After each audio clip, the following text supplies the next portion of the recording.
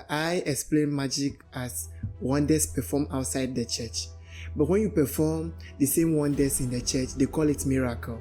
Personally, I call myself an ancestor because one, I believe in reincarnation. So I believe that I'm one of those good ancestors who reincarnated into this form. How do you walk for 110 kilometers without resting? The ancestor spirits are always following me. So when I start my journey, I invoke all the ancestors. So you are walking from Nigeria back to Georgia. That's Ghana. Well, yeah. Do you know how many kilometers you are walking? Yes, it's actually 509 kilometers. And according to Google, I'm supposed to use 4 days, 8 hours a day. I'm a little bit faster than Google, so I know I'll reach Ghana within 3 days.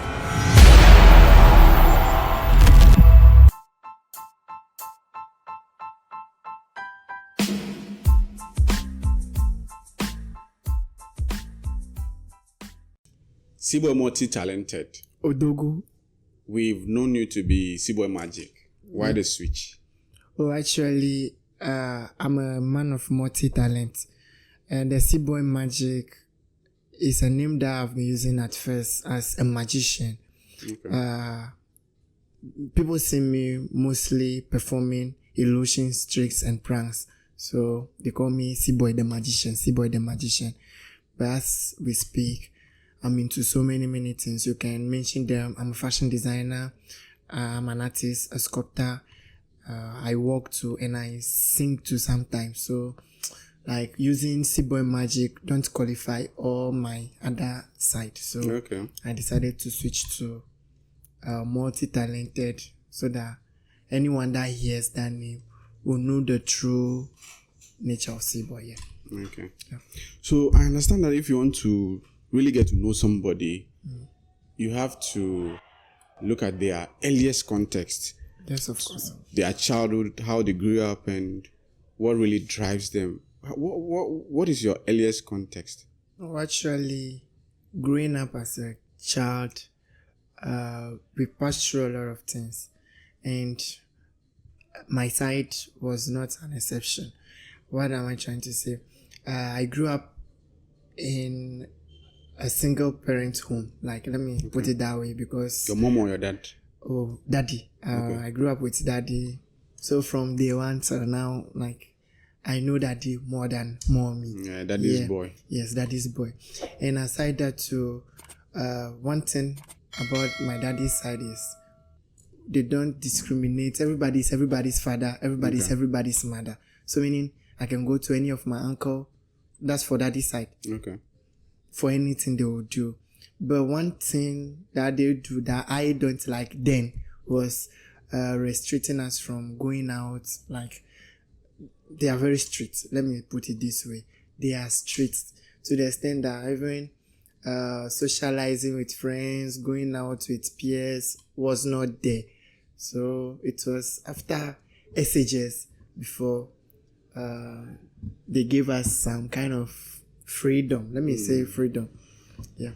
But I'm not saying all that they did was bad, because one, after SHS, I got to know that they were not like punishing us in any way, but rather they were only trying to put us on the right track so that we will not go astray, like going with bad friends and stuff.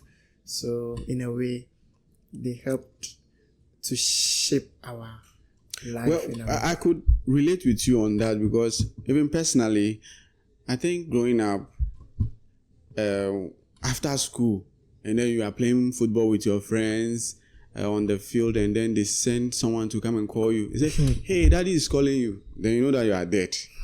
So in a typical African home, I could relate with what you are saying. It's not easy. But how did it make you feel? And how has it impacted your life negatively? Do you think that he has wronged you in any way, or it has impacted you negatively in any way? Yes and no. Yes, in the sense that I did not socialize with my friends like from primary to, let's say, SHS level. One, it's like, okay, due to that, even conducting assembly back at GHS and SHS was a problem. Like when I'm on duty, like, seniors on duty, oh, you see me hiding at the back because I'm a shy type. I was even scared talking in front of my own colleagues in the classroom, because before even talking about facing a large crowd outside, maybe let's say at assembly ground, you understand? So in a way, like, even till date, like that kind of fear is there, or it made me look like a timid, like, in a way. So that's just the negative side. Apart from that, I think everything is good. Yeah. So now you do magic, and I'm wondering how you are able to, because I've seen some of your performances that you have about thousands of people watching you perform. Yes, of course. If you have had that background, how did you come into contact with magic? And then how is it that when you are doing magic, you don't really feel that impact of that negative trauma? Okay, thank God everything changed after SHS. After SHS, I traveled to BBNE, that's Western North. So BBNE, okay. That's Western North region. I stayed there as an art teacher, that's BBNE Senior High School. So when students are going for their entertainment, I do go with them, because one, I did not even experience SHS life. I was a day student, so going for entertainment and stuff, I didn't do some when I was in school. So I decided to use that opportunity to explore. So after some time, I realized having the gifts, like anything that I'm doing, people love to watch me, or people gather to watch me. So the beginning, it was not that large like as it is now. When I'm performing, you see at least 10 to 20 people will gather to watch me, and gradually it's taking off that bad energy, like so as we speak, I can even stand in front of over 20,000 spectators and perform without fear. Yeah. So magic has given you that platform where you can just come out boldly and do your thing and go. I could relate with that as much. So you call yourself the living ancestor. Yes, of course. What does that mean? Living ancestor simply means an ancestor who is still alive. Some will be like, how? Anyway, we all know an ancestor to be someone who is dead and gone forever. And before you be an ancestor, we were told you have to live an exemplary life. You have to die a natural death. That's maybe you fall sick and die. Then aside that too, you have to grow up to like a certain age before, after your death, you can be called an ancestor. But personally, I call myself an ancestor because one, I believe in reincarnation. That is someone who died and come back. So I believe I'm one of those ancestors. So the person died and then come back in another form, another body. So I believe that I'm one of those good ancestors who reincarnated into this form. I know I have a small body. I'm not old as we speak, but the way I think, the way I do my things, like sometimes when my parents see me, they'll be like, you are just behaving like this my grandfather. This they are so and so. Do you understand? So that reminds me of who I am in the past, who I am now, and who I will be later in the future. So that's where the name like the living ancestor comes from. So it's based on that internal feeling and awareness that you are coming from somewhere. Yes, of course. Okay. I believe life is a circle. Like you are born today, you grow, you die, then you reincarnate again. So it's continuous. Okay.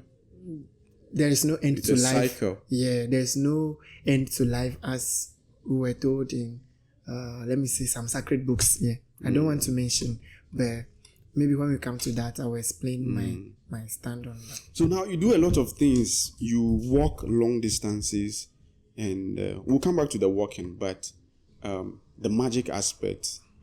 We all know that magic involves tricks, illusions, and many things. But one thing that we don't get to understand sometimes when people do certain magic is that this thing looks too spiritual, and we tend to see that okay, there's a spiritual component attached to this thing.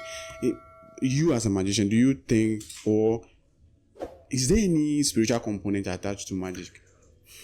I will say yes, and I can say no too, depending on the one performing. One, in Africa here, we are blessed with so many gifts, which spirituality or Africa spirituality is a key. Like Africa spirituality taught us that whatever we imagine is real. And God in his own wisdom gave our great grandfathers the ability to do certain things for medicinal purposes, for identification and so forth and so on. But when we talk of magic, I explain magic as wonders performed outside the church.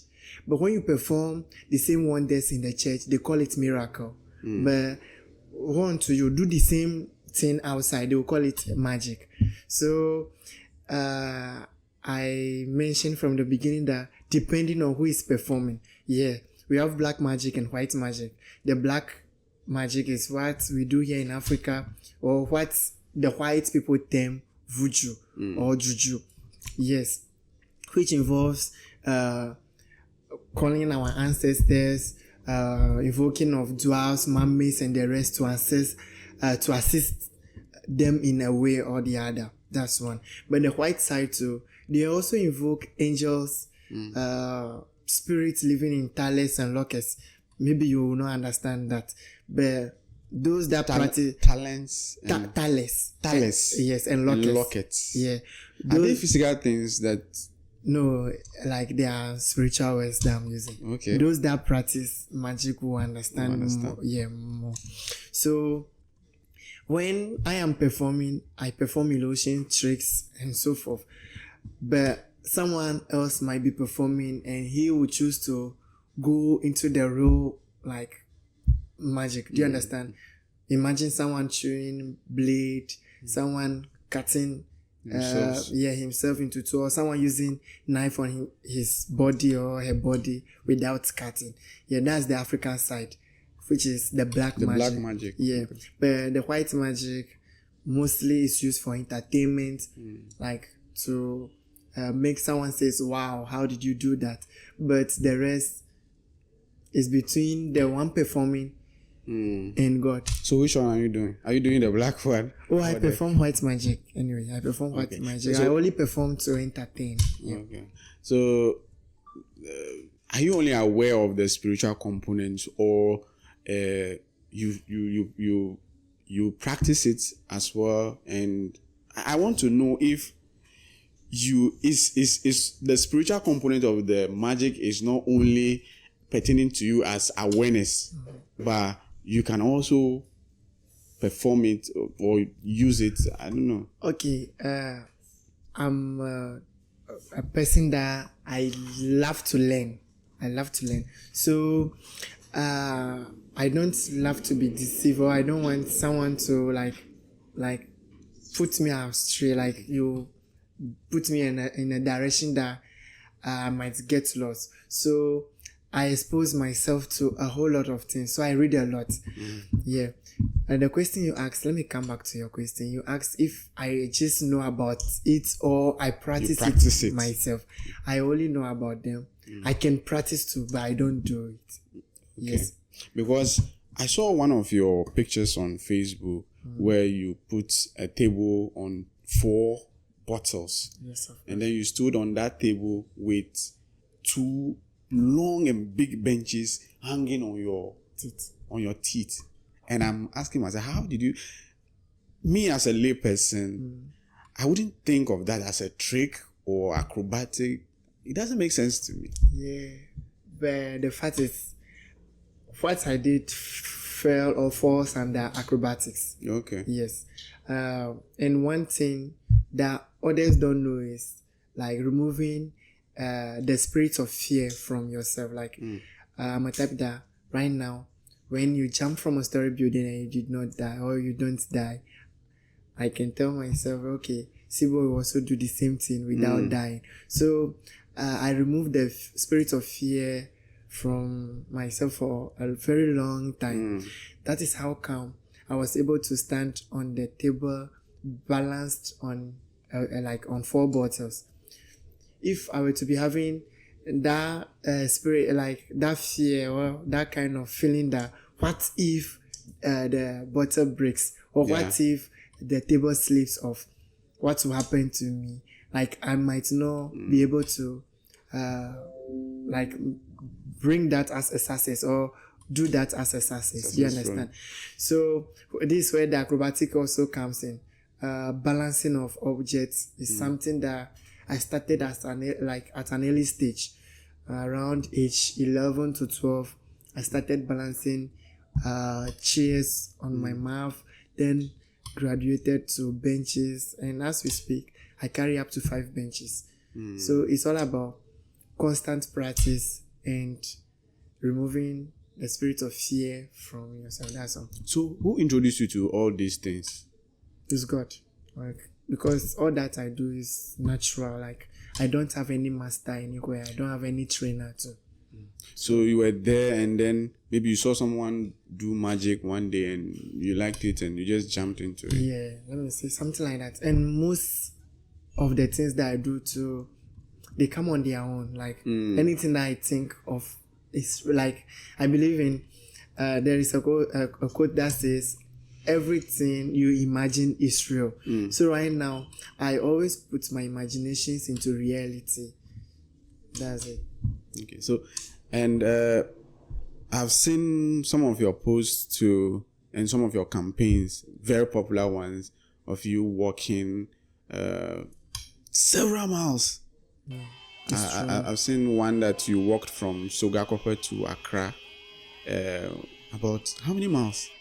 No, it's just kilometers. Yes, that's 110 kilometers. Yeah. Wow. And then that's from Georgia to Ho. Yeah. I want to, it's 80 kilometers. 80 kilometers non-stop. Yeah. But my last stop was not Ho, but rather Adaklo. But from Ho to Adaklo, there's another extra 3 kilometers there. So if we should add all, it would be 83 kilometers from Georgia to Adaklo. How do you do that? How do you walk for 110 kilometers without resting? Or do you rest? No, actually, I don't rest. My last stop is my resting point. How do you do that? From the beginning, you asked why they call me the living ancestor and stuff. Yeah, I believe gone are the days where our ancestors or our 4 great-great-grandfathers were alive. They were not having cars. They don't have aeroplane, ship, train, and so forth and so on. Even bicycle, they don't have by then.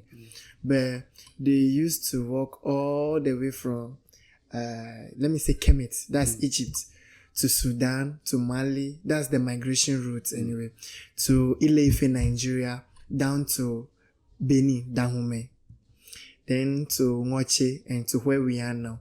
But when you ask how they did their migration, they will tell you that they walk by foot.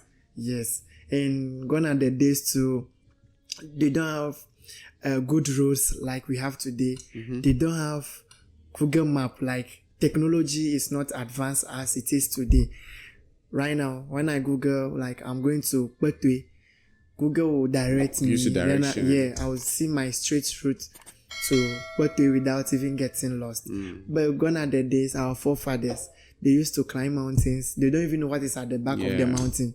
They don't know what is at the other side of the river or other side of the forest. They live like they live their life like gambling. Like, they gamble with their life. Adventure, Yeah. risk taking. Yeah, just to get maybe a greener pasture or like get a proper place to stay. So right now, as we speak, I personally feel like I'm living in a freedom, or I've gotten the liberty to do whatever I like to do. One, simply because I won't sleep at night and hear a gunshot.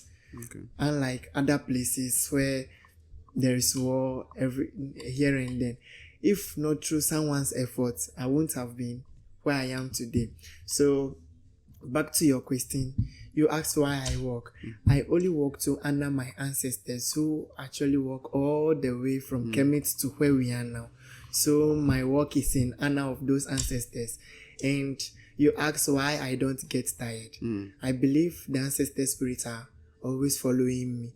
So when I start my journey, I invoke all the ancestors, like all the other ancestors, all the Iwi ancestors, to protect me, one, to guide me on the way, and to strengthen me to reach my destination.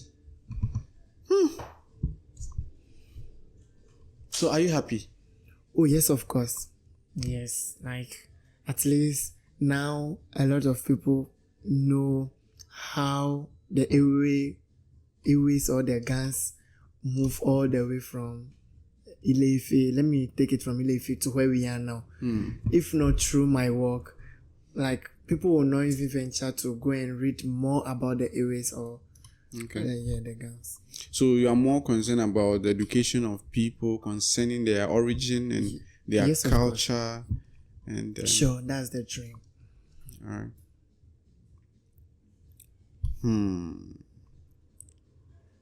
So, do you have any new projects coming in? Oh yes. Are you working on something new? Yes, my target now is to walk back to Ile-Ife, or like I'm going to my roots. Like it's like Lucky Dube once said, back to my roots. C-Boy, multitalented, or Barnabas will be going back to his root. That's Ile-Ife. Hopefully this year. This year? Yes. Ile-Ife is in Nigeria. Yeah. So you are walking from Nigeria back to Georgia. That's Ghana. Where we are now. Yeah, where we are now. Do you know how many kilometers you are walking? Yes, it's actually 509 kilometers. And according to Google, I'm supposed to use 4 days, 8 hours on the way. But I'm a little bit faster than Google, so I know I will reach Ghana within 3 days. Like no rest. Oh, no rest. Like both night and day. But definitely you are going to carry some foodstuffs. Yes, of course. Now, when I'm on my tour, I go with my team. Okay. Like, then media men. So, to capture what I'm doing. And secondly, to prove to the people that this is real. Yeah, it's not anything that maybe I will be vanishing on the way. Yeah. Because from the beginning, like my tour to Accra, most people were saying, oh, maybe he has been vanishing because he's a magician. Yeah. So he will disappear from, let's say, Kotama to Sege. Yeah. Then he will walk from Sege after some 2 minutes now, and then he will vanish again to, let's say, Chopoli and the rest. So to clear doubts, I go with a lot of people, like, and I always make sure it's live on radio and on television, so that even people who are back at home will also monitor and know wherever I am at a particular moment and stuff. I'm sure this work, if you're able to embark on this work and finish successfully, you would be holding that Guinness Book of Records title of, I don't know, maybe someone has walked that far before, but someone actually walked from South Africa to Egypt. That's across Africa. He wanted to walk across Africa, but looking at from west to east, he realized that side is too short, so he decided to start from the south to the north. So he started from Cape Town in South Africa to Egypt, but it took him almost 2 years, 6 months. Like, and is that non-stop walking? His own is not just non-stop. Like, at a point in time, I learned he was even in prison because he reached a country where they arrested him as an illegal migrant. Like, Okay. yeah, so he was there for some days before they got to know what he was doing, and he They was released him. Yeah. Okay. But in my case, I work non-stop, so that's the difference. Like, when I start working, I don't stop anywhere until I reach my destination. That's the only difference. Yeah. So how are your families responding to all of these things? You are in the news. You are always in the news about your work, and how are they responding to all of these things? From the beginning, let me take it from the magic side again. From the beginning, I don't want them to know that I perform magic and stuff. But once after performance, like that's around 2015, I went home. Before I reached home, someone was with my daddy, telling him or narrating what I did at a social gathering. Like it was our town festival. So they used to do this weightlifting competition and stuff. So I also went there as a magician to perform. So after my performance, before I reached home, someone was like already there telling my daddy what I did. So I though he did not ask me any question about it, I know he is aware that I'm doing something like that. Then later, our own family get-togethers, I've been performing there. So now they know I'm into magic, I'm into music, and so many things. Then recently, I decided to bring the work to on board, and they are proud. Like, anytime they hear my name on radio, on television, like they'll be like, "Oh," my daddy will proudly say, "Oh, that's my son." Yeah. So, That's great. So apart from you walking back from Nigeria to Ghana, do you have any other projects that you are working on? yeah, like I will continue working until I die. Yeah. So I will be working in honor of Usetu Tutu, meaning like we know the Ashantis and the Ewe's too. They share common histories, and they have a common link. That's why even the Hogbeza, that's 2022, Usetu Tutu honored the Angolan Togbisri the third. Okay. He came there. So the same way, I'm planning to visit the Ashanti Kingdom on foot. Okay. But I'll be starting from Angologan, which is, in a way we say the Tohoju of the Angolan state. Yeah, I'll be starting from Angologan to Kumasi, Angologan. There is Angologan in Kumasi too, which is the Ewe community in Kumasi. So I'll be paying a homage to Togbi. I'll call him Togbi Osetutu. Yeah. Or Osetutu the third. Okay. Is it the third or the second? I think it's the second. Yeah, the second. Yeah, I'll be paying homage to him. Wow. So on foot. So that's another project that I'm planning after the Ile-Ife tour. This is so impressive, and I don't know of anybody that does all of these things, and you are pretty young and you have all these big goals, and you have dedicated your life to all these things. It's not like someone is already paying you out of these things, but it's so impressive that you have all these big goals, and I wish you all the best, and I know that you will come out great out of all these things. Sure. So if people want to reach you, how are they going to reach you? Are you on social media, and what name are you using on social media? I use C-Boy Multitalented, and my spelling is C-B-W-O-Y, as in Stone Boy. Okay. Like, so C-Boy Multitalented. Yeah. Okay. On TikTok, IG, Facebook, YouTube, everywhere. I use C-Boy Multitalented. All right. So we have a closing tradition on this podcast, which is you tell us one secret about yourself, something that you've never told anybody. Hey, something that I didn't. It could be positive or negative, whichever one you are comfortable with. Okay. Hey, this is very difficult. Okay. I'm single. Thank you, Multi-Talented.